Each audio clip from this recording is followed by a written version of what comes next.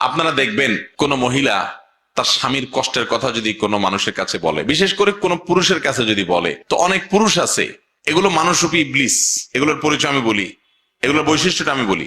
এগুলো আছে মহিলাকে বলবে, হয়তো পর্দা করে না, বেপর্দা, মহিলাকে বলবে, ভাবি আপনার মতো সুন্দরী মহিলা এই লোকটার সাথে আসলে মানায় না, আপনার বাপ মা যে কি বুঝে তার সাথে বিয়ে দিল, আরে আপনার জীবনটা শেষ হয়ে গেল। এটা হলো সাক্ষাৎ ইবলিস। যদি ইবলিস দেখতে চান ওই লোকের দিকে তাকাবেন। ইবলিসের সুরত হয় সে ধরছে, আর নাহলে ইবলিস তার উপরে ভর করছে, দুটার একটা। কারণ বিয়ের পর একজন নারীকে এই কথা বলা মানে হলো তার সংসারে আগুন ধরায় দেওয়া। ঠিক একইভাবে পুরুষকেও এসে দেখেন অন্য কোন মহিলা কিংবা তার কোন পুরুষ বন্ধু দেখবেন এরকম উস্কানিমূলক কথা বলবে যে ভাই আপনার মতো রাজপুত্র ছেলে, আপনার জীবনে কত ভালো ভালো ছেলে পাওয়া যাইতো, ইস আপনার জীবনটা বহুত কষ্টে যাচ্ছে ভাই, খারাপ লাগে ভাই আপনার জন্য। এরকম এরকম ভালো মানুষ সাইজা অনেক লোক আছে কি আসে না? আপনি বুঝবেন যে এটা এক নম্বরের ইবলিস। এটা আমাকে ফুসলাচ্ছে, উস্কাচ্ছে আমার স্ত্রীর বিরুদ্ধে আমাকে। আবার কিছু আছে দেখবেন ডাহা মিথ্যা কথা বলে। কি মিথ্যা কথা জানেন? আইসা বইয়ের তারিফ করবে, এমন তারিফের তারিফ, এগুলো আরেক অমানুষ। আপনার বইয়ের তারিফ আরেক পুরুষের কাছে বলে বেড়াবেন, হাদিসে পরিষ্কার নিষেধ আছে, নবী করিম সাল্লাল্লাহু আলাইহি ওয়াসাল্লাম নিষেধ করেছেন। হ্যাঁ, একটা সহনীয় পর্যায়ে হতে পারে, বিশেষ করে তার প্রাইভেসি, ব্যক্তিগত বিষয়গুলোর কথা বলছে, সেগুলোর পরে হাদিসে নিষেধাজ্ঞা আছে। অনেকে আছে যে এই ক্ষেত্রে মিথ্যা কথা বলে, ডাহা মিথ্যা কথা। যায় দেখেন বাসায় বউর সাথে সারাদিন চুলাচুলি চলে, হাতাহাতি চলে, ইউক্রেন রাশিয়ার যুদ্ধ চলে, কিন্তু অফিসে আইসা কলিগের সাথে, সহকর্মীর সাথে গাল গল্প দেয়, জানোস না দোস্ত আমার বউটা, আরে বাপরে বাপ আমার যা কেয়ার করে। ডাহা মিথ্যা কথা। এবার যে বেচারার কাছে বলে, ওই বেচারা একটু সোজা সরল বোকা শোকা, তখন চিন্তা করে হায় হায় রে, আমার কপালে তো এরকম হইলো না, আমার বউটা তো এরকম করে না। আবার ওই মহিলার কাছে দেখবেন কিছু মহিলা আছে, ইবলিস মার্কা মহিলা, আইসে মহিলাকে ফুসলাবে, বলবে কি জানেন, আরে আমার স্বামীটা কোনোদিন খালি হাতে আসে না, আমি নিষেধ করে তবু আমার খাওয়াইতে খাওয়াইতে শেষ, আমার বাপের বাড়িতে যাইতে 3 হাত ভরে নিয়ে যায়, হাত আছে 2টা, 3 হাত ভরে নিয়ে যায়। কোনোভাবে তারে আমি বলেও নিষেধ করলেও সে থামে না, শুনে না, এইরকম আদর করে আমারে।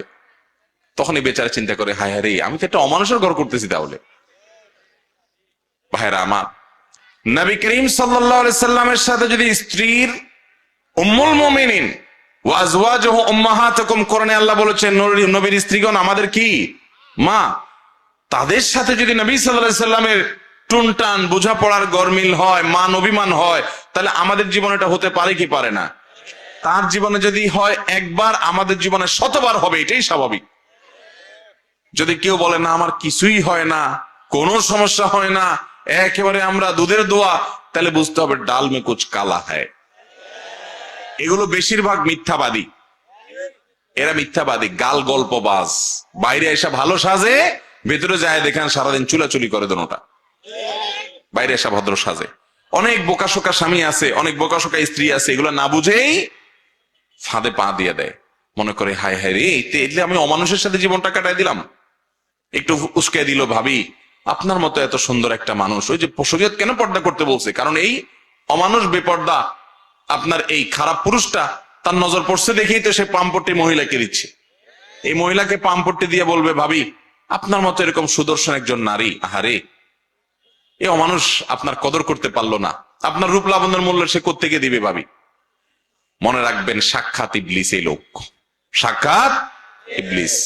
এই ইবলিস দেখে আপনার সাথে সাথে বুঝবেন যে এই বদের হাড্ডি আমার পাম ফুটে দিচ্ছে, এর উদ্দেশ্য খারাপ, মতলব খারাপ।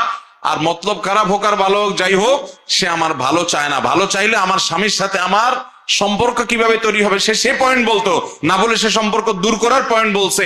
মানুষ সুখে থাকার জন্য কৃতজ্ঞ থাকতে হবে, অকৃতজ্ঞ থাকলে পৃথিবীতে সবকিছু পাইও সে সুখী থাকতে পারে। সব পাইছেন, এরপরেও আপনার মনে হবে যে ওইটা তো পাই নাই, অভাব থাকতে পারে কি পারে না, বহু কিছু পাইছেন। আপনার স্ত্রী, তার ভিতরে অনেক গুণ আছে, কোন গুণ নাই, আপনার চরিত্রটা তার মাধ্যমে হেফাজত হয়। একজন মুসলমানের কাছে এর চাইতে বড় আর কি চাওয়া হতে পারে? আর কি চাওয়া হতে পারে? তার রান্নাটা ভালো না, তার এটা ভালো না, তার ওইটা ভালো না। ডিমান্ডের আপনার শেষ নাই। বিয়ের যে মূল উদ্দেশ্য সেটা তো আপনার হচ্ছে যে আপনার আপনার চরিত্রের হেফাজত হচ্ছে তার মাধ্যমে। তার এই ঋণ আপনি কিভাবে শোধ করবেন? তার এই নিয়ামতটার মূল্যায়ন তো আপনার করা উচিত। ঠিক একইভাবে একজন নারী, তিনি একইভাবে দেখবেন যে আমার স্বামী, তিনি আর কিছু না হোক আমার উপর ছায়া হয়ে আসে। ডক্টর খন্দকার আব্দুল্লাহ জাহাঙ্গীর বলছেন যে ফুসলা ফাসলা যারা সম্পর্কগুলো ভেঙে দেয়, এই ভদ্র মহিলা বাচ্চা কাচ্চাগুলো নিয়ে অথবা একা একা যে সাফার করে বাপের বাড়িতে যায় উঠে, সে তখন বুঝতে পারে যে হায়রে, স্বামীর বাড়িতে কষ্ট দুঃখ যাই সহ্য করতাম না করতাম, বাপের বাড়িতে আসার পরে মনে হয় যে বোঝা। বিয়ে হওয়ার পরে বাপের বাড়িতে উঠে চলে আসলাম ভাইদের কাছে, ভাবির কাছে, আশপাশের লোকদের কাছে, তার যে অবস্থা থাকে তখন তিনি আফসোস করতে থাকেন, আহারে ওইটাই তো ভালো ছিল। উস্কানিদাতাদের কাউকে তখন খুঁজে পাওয়া যায় না। এই জন্য ভাইরা আমার, দাম্পত্য জীবনে অশান্তির মূল এবং প্রধান কারণ হলো এইটা যে আমাদের মধ্যে সবরও নাই, শকরও। নবী করিম সাল্লাল্লাহু আলাইহি সাল্লাম বলেছেন, তুমি তোমার সঙ্গীর কোনো কিছু দেখে অসন্তুষ্ট, তোমার ভালো লাগে নাই, সাথে সাথে তুমি চিন্তা করো যে তার বহু গুণ আছে যেটা দেখে তুমি সন্তুষ্ট হতে পারো, যেগুলো অন্য অনেকের মধ্যে নাই কিন্তু তার মধ্যে আছে। তাহলে দেখবা তোমার সে কষ্ট কি হয়ে যাবে, দূর হয়ে যাবে।